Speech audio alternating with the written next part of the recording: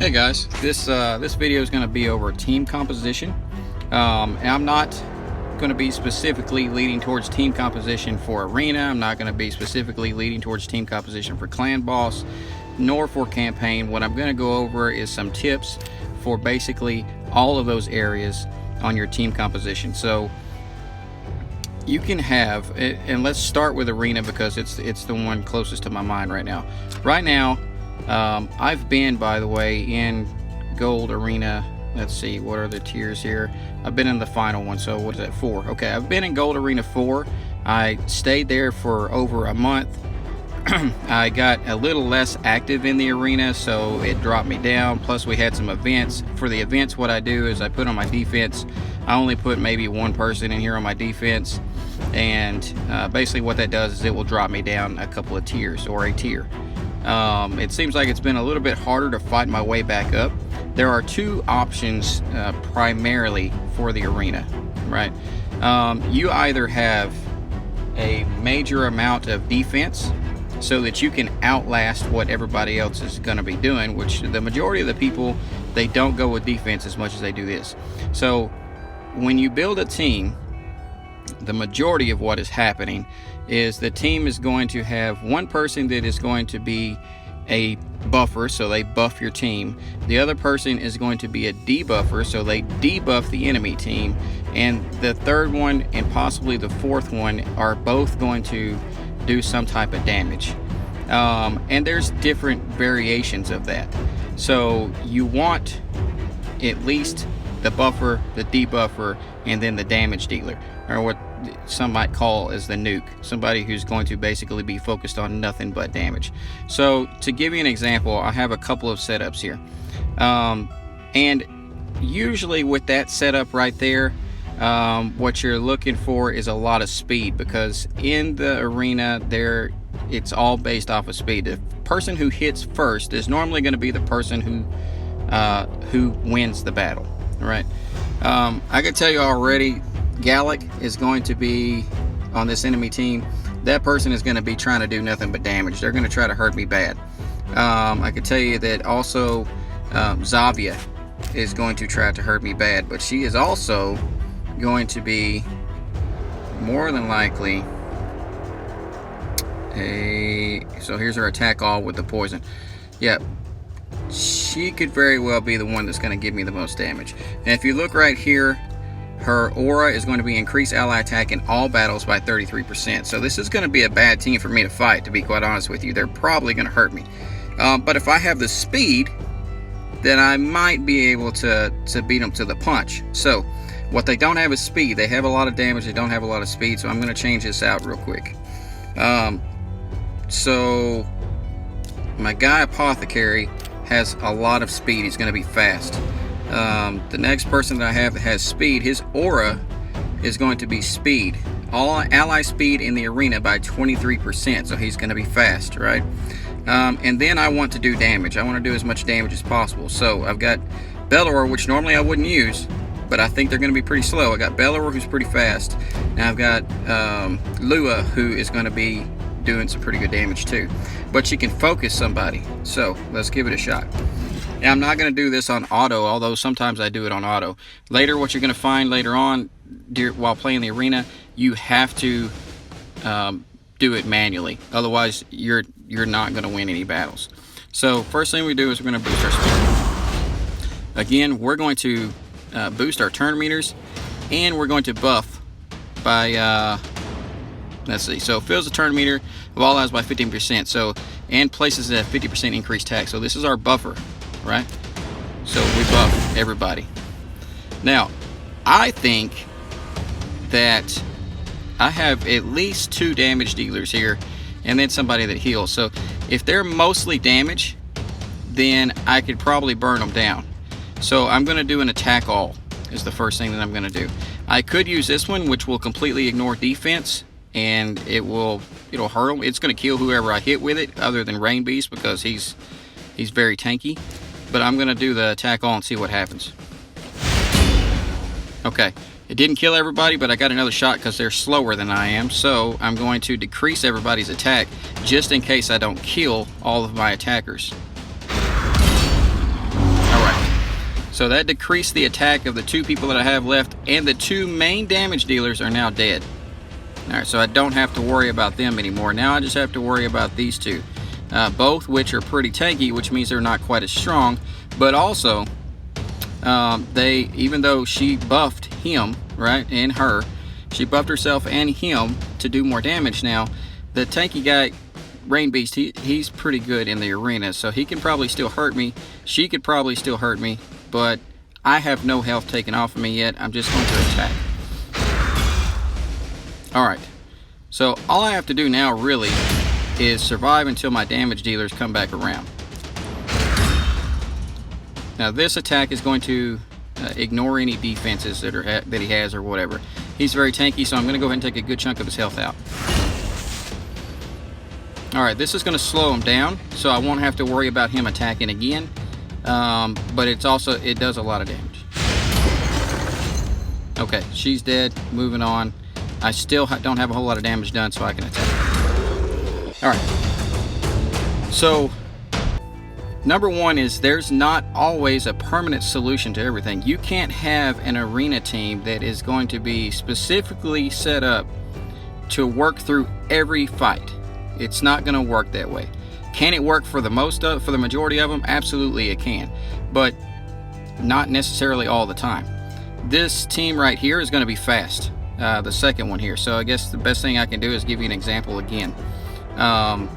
So I know that they're going to be fast because they got this Seeker guy right here. He's going to be fast, and as a matter of fact, he's probably going to be faster than me because Seeker just seems to be faster than I am. So I'm going to change it up again. All right, and this time I'm going to go a little bit more tanky, and I'll show you the build on my character here shortly. Even though this is a level 50, she is a debuffer for me. All right, she also increases the accuracy. He is tanky. He's going to help me tank throughout some of this in case it goes bad. All right, so let's see what happens.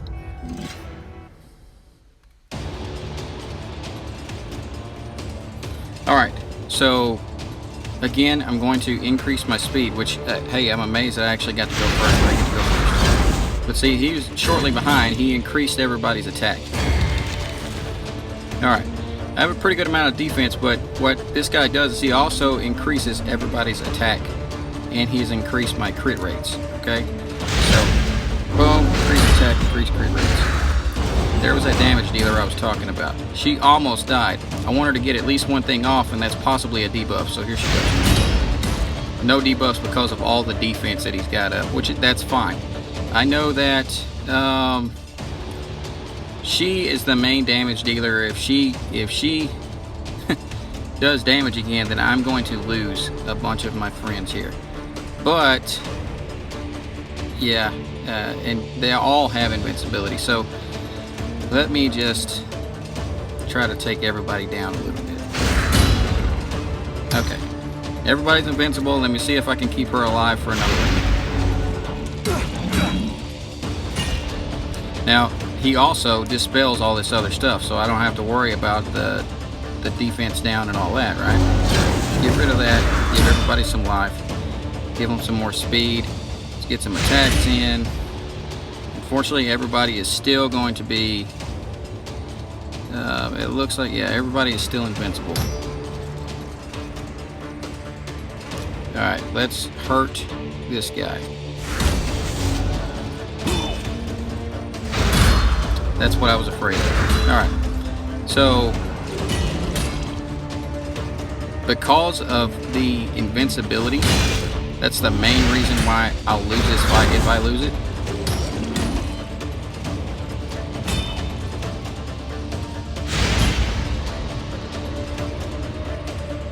But their composition is actually pretty good. The invincibility thing, I wasn't expecting that. I actually thought that I could have won it, but I didn't. I hardly ever fight against this hero, but apparently he's pretty decent. So at least I killed one of them before I went down, right? Good deal. Okay. So team composition. Now I know though what their composition consists of. And I'm going to check again and kind of, you got to learn a little bit about the enemy, right? I know her because I have her. I know that she can do some hellacious damage. I also know that she can debuff my team. This guy, on the other hand, Maneater, apparently, there we go, he places unkillable on everybody. So let me see how bad I can hurt him first so that I don't have to worry about the unkillable thing, and then I'll worry about the other girl. So same team composition, just a little bit of a different strategy. If I don't win, oh well, it is what it is. I'm learning as I go. So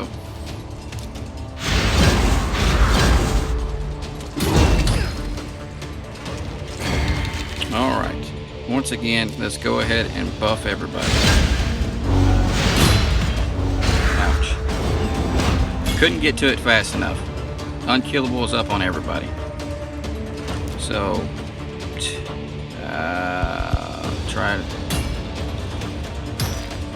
try to survive here. Maybe take that guy out so I don't have to worry about this crap again. No, not so much. Spare all this. No debuffs in.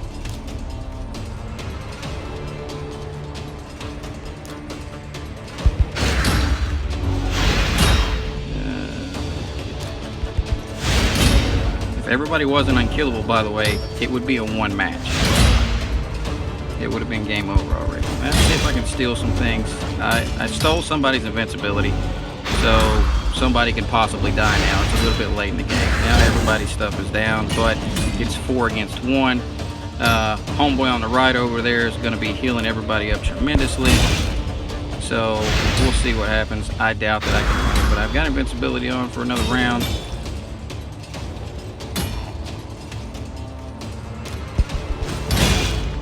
Hey, 2 up and down that time.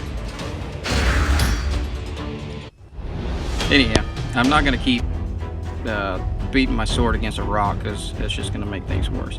But, so there are some ideas for team composition in the arena. So, you can go mostly speed. If you go all speed and have a good damage dealer on there, then you can beat the slow teams, right? If you go defense, mostly defense, then you can sometimes beat the fast teams. Everybody says it's all about speed in the arena. Yeah, it's mostly about speed in the arena, but sometimes you just get lucky and you have a good drop for you, like this guy's Maneater, I guess, and he's gonna throw up invincibility. Even though he's ugly, he's gonna throw up invincibility on everybody, and he's gonna be able to make that team last.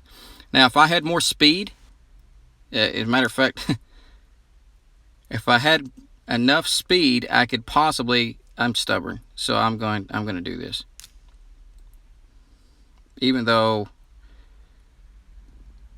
he was my shield.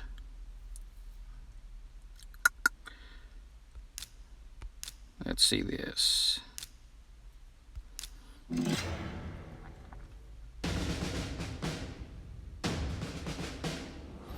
All right, so we have more speed this time.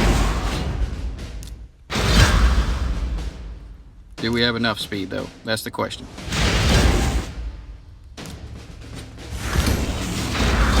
Okay, no invincibility. Now we just got to deal with her damage, right? And I have a different layout on the team, so I don't have a big debuffer on this one. Go ahead and try to keep everybody alive. Attack the damage dealer. Attack everybody. Alright, now we deal with our healer over here in the corner. He's slow, but I can do damage to him as long as I can keep everybody alive.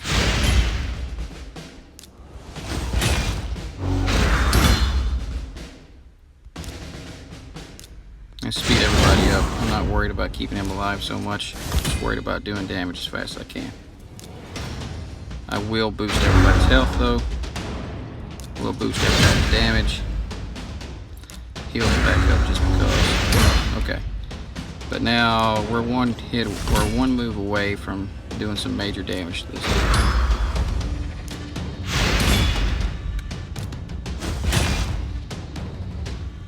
Go ahead and keep that. There, he's dead. Okay, so depending on your team composition, you can win battles that you don't think that you could win, right? It's all about team composition and strategy. So the unfortunate thing about this is I probably lost more in that battle than what I gained. And that's the problem with the arena right now. That's why it's so hard to stay ahead. It's so hard to stay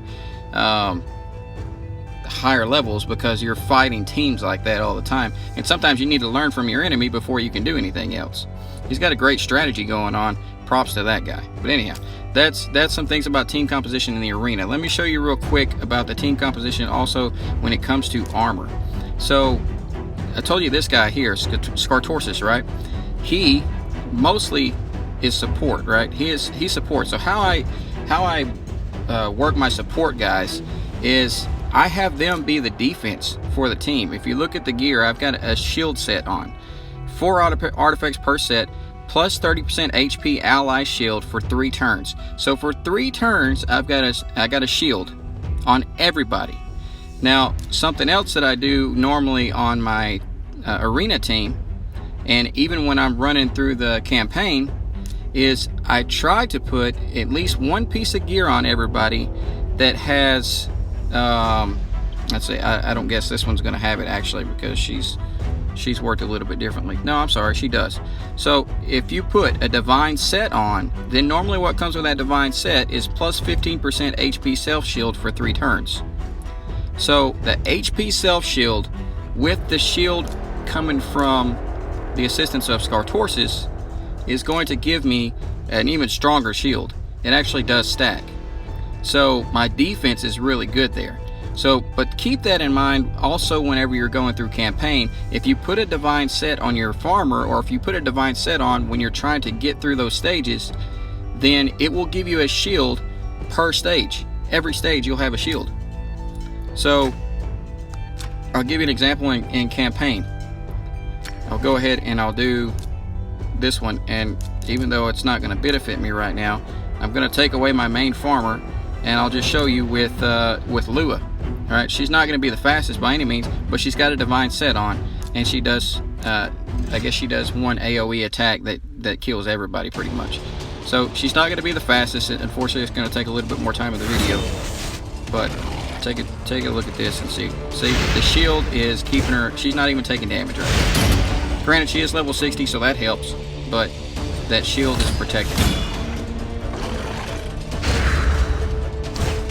Again, not the fastest farmer. I would prefer her over some of my other guys, some of my rares, because she's more unique.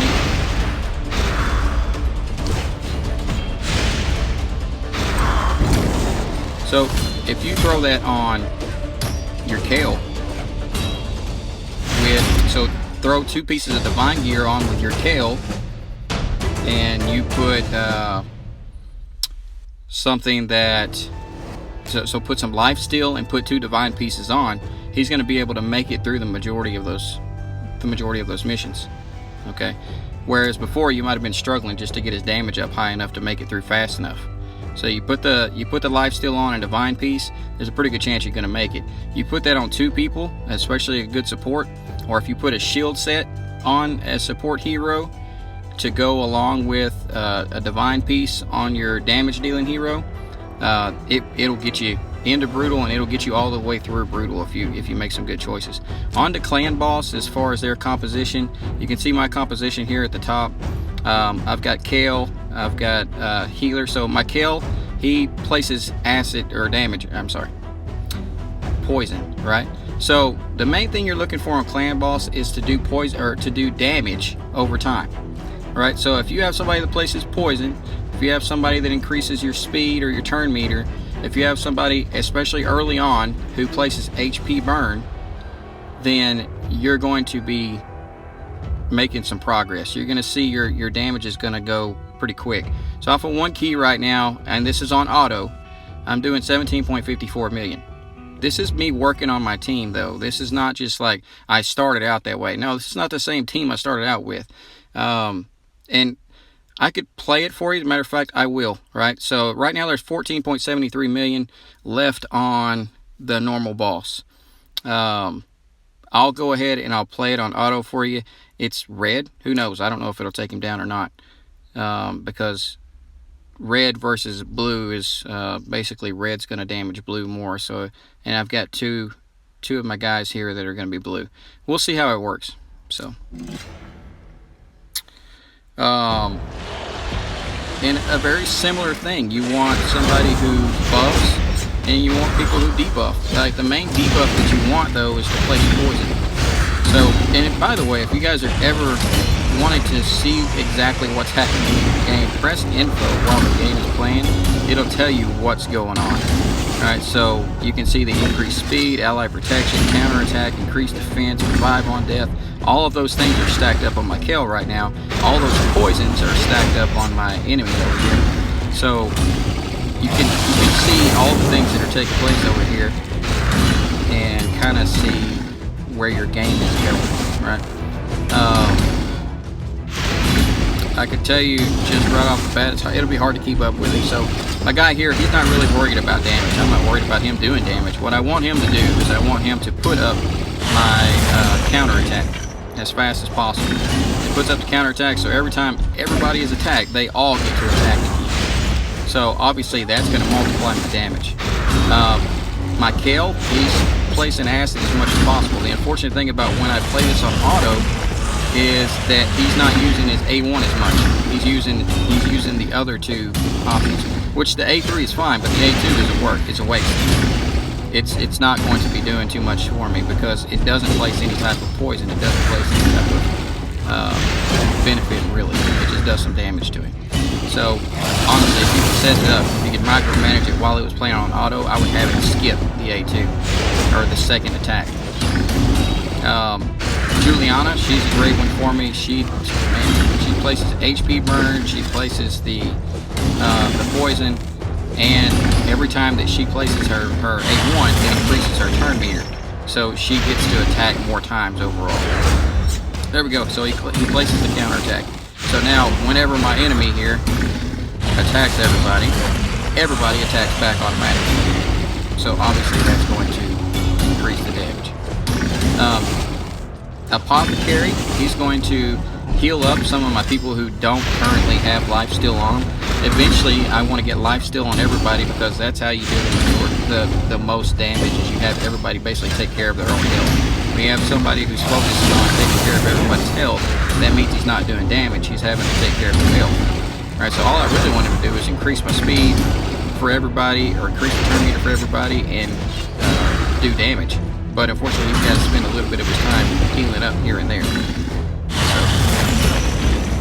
So here shortly, from my guy Lightsworn up here in the top left, he'll be throwing a decrease attack up. But that's something else you always want to keep up on your clan boss. It doesn't have to be this team. I mean, you have people, heroes on your team right now, somewhere in your roster, that could be doing a lot of these things. Are they the best? Probably not. Maybe so. I don't know. But you find the ones that have what you need for Clan Boss. Clan Boss is not the same. You know, this is not the same team as what I'm using in Arena. So don't try to use all the same heroes for everything. You've got to place your focus in different places, and you'll come up with good teams that way. So attack down, here it goes. Okay. So now attack down, if we look at our info, on him, you've got decrease attack by 50%. So now whenever he attacks my heroes, he's not going to be doing as much damage. You want to keep that up as often as possible. You want as much poison as you can put. You want decrease attack as much as you can. You want the heal reduction is a waste of space. I'm not worried about heal reduction because he doesn't heal himself. So it's just a waste of space on there. So attack down, poison, and then the buffs on your guys, counterattack, ally protection, increased speeds, unkillable would be great if I could place it on there, on everybody frequently, but so pay a little bit more attention to the fight. We're going on for 4 minutes and 22 seconds just on this fight alone.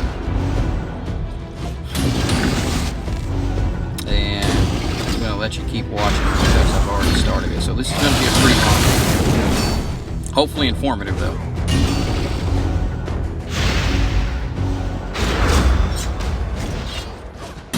I got gotta show you a couple pieces of gear once this is over with, so I can show you some more strategy, some more things to kind of pay attention to whenever you're building your hero.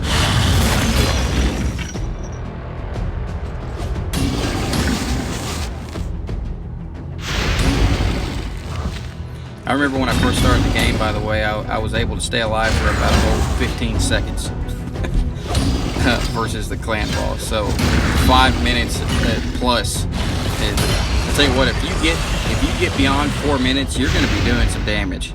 Right? You're going to be in the millions already. All it is then is just tweaking your heroes and keep leveling them up.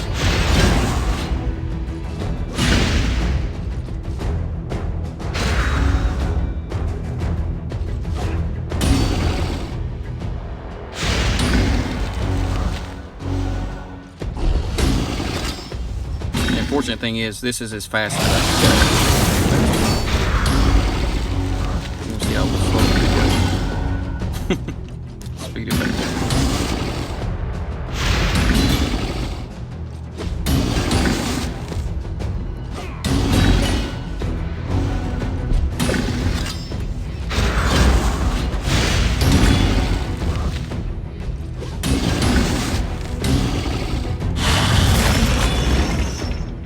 Alright, Apothecary's dead. No, I'm sorry, that wasn't Apothecary. Oh, that was my Juliana. So Juliana's down, so Apothecary wasn't doing such a great job of keeping her healed up, was he? Nonetheless, main damage dealer down.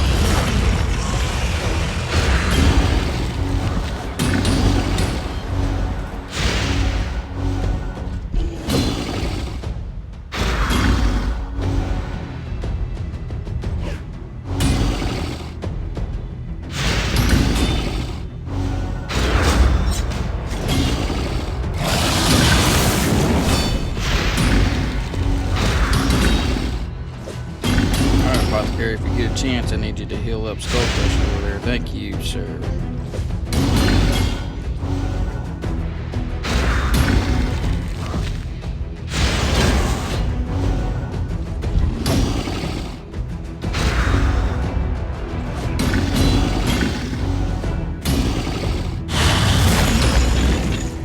Uh-oh. Apothecary.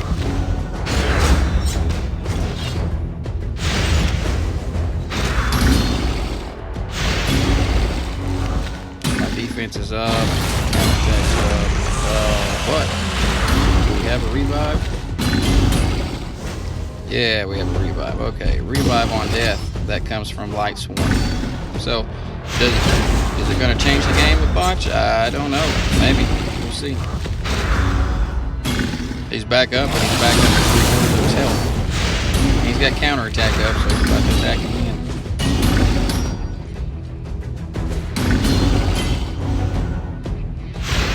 So is Lightsworn a good hero to use against clan boss?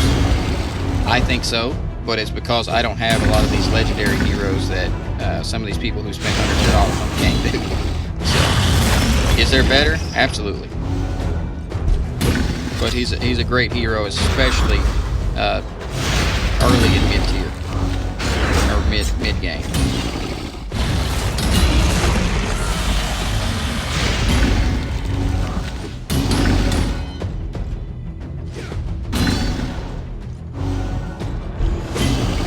Don't think I'm going to finish the boss out, but the main reason why that's not going to happen is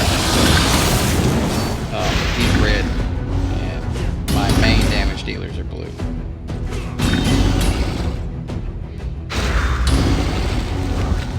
These two both have life steal on them, by the way. That's why they're able to stay up as long as they're able to stay up.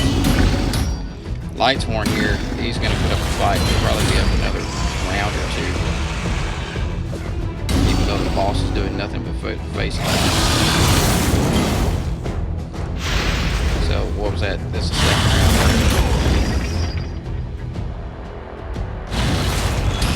Yeah, you killed it. He's right back. Boom. Full health. No. All right. Nonetheless, so that's a 9-minute and 28-second fight with 11.26 million damage dealt. Okay. And that's on auto. If I if I did that without it being on auto, then I would probably be up over that, and that's against a counter affinity. So that's basically red versus blue. That's not necessarily prime. Okay. Hopefully I didn't hold anybody else back on the clan. Maybe they'll get in there and have a chance to do that last 3 million damage and get what they need out of it. So, all right. With that being said, I showed you told you I was going to show you some gear. So something that to keep in mind, right? Just one tip. Okay, this guy's Skull Crusher. If you look at his skills, he's got a passive skill, right? The only other skills he's got is the Smash, which does heal reduction, which doesn't help me at all against clan boss. But he also has Stonewall. Stonewall gives the ally protection, and it gives a counterattack, and it gives him unkillable. It's already on 3 turns. If I can get it less than 3 turns, then that means that my counterattack is going to be up even more often. So if you look at your artifacts, I'll show you this one right here. And people are going to build everybody differently. I've noticed that a lot of people put speed on him. Some people put, what was it? They'll put defense so that he does more damage. I mean, there's multiple ways to build any character. I think it's the Stowalt. So he takes decreased area of effect damage.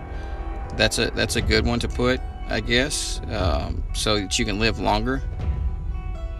But not what I was going for there. So anyhow, yeah, there it is. Stalwart, minus 30% damage taken from area of effect attacks. Right. So area of effect, the clan boss does a lot of those, and that's where he gets a lot of his damage from. But at the same time, if I can keep unkillable on him, if I can keep the defense up, and I can keep my retaliation up, even better, right? So that's his second move. So the first move is not going to be replenished. It's automatically replenished, right? So what this reflex set does is 4 artifacts per set. It's a 30% chance to reduce random skill cooldown. Random skill. So if we look at the skills that could actually go on cooldown, the passive, it doesn't go on cooldown, so it's not going to cool it down. The first one it's every turn, so it's never going to go on cooldown. So 30% chance on every turn to basically make sure that this comes right back up. So I have a 30% chance every time to get this right back up. That's pretty good. So, and when I get to masteries, there's a mastery over here, which I haven't even got the masteries going up. But there's a mastery here that's going to increase his chance of getting it up again. So has a 5% chance of decreasing the cooldown of a random skill by 1 turn at the start of every turn. So a 5% chance, and then I have a 30% chance. So basically a pretty good chance that he's going to decrease that skill cooldown. So we're going to have that skill up more often. So that's just an idea of what to think about. Keep your mind open whenever you're gearing up your heroes, and those are some ideas towards how to do better in pretty much everything, whether it be arena, whether it be campaign, or whether it be clan boss. Your team composition is going to mean everything. They may not be your favorite hero, may not be the best hero, but look at the skills that they have, look at the composition, and you can make some things happen. So I appreciate your time. I know this was a long video, but hopefully it was very helpful. I'll have another video coming out later about the Foley Fusion update as far as where I am with my progress, and I'm going to be showing off some bugs that are in there also, and talk about my ideas of how I think it should get fixed. But thanks again. I appreciate your time.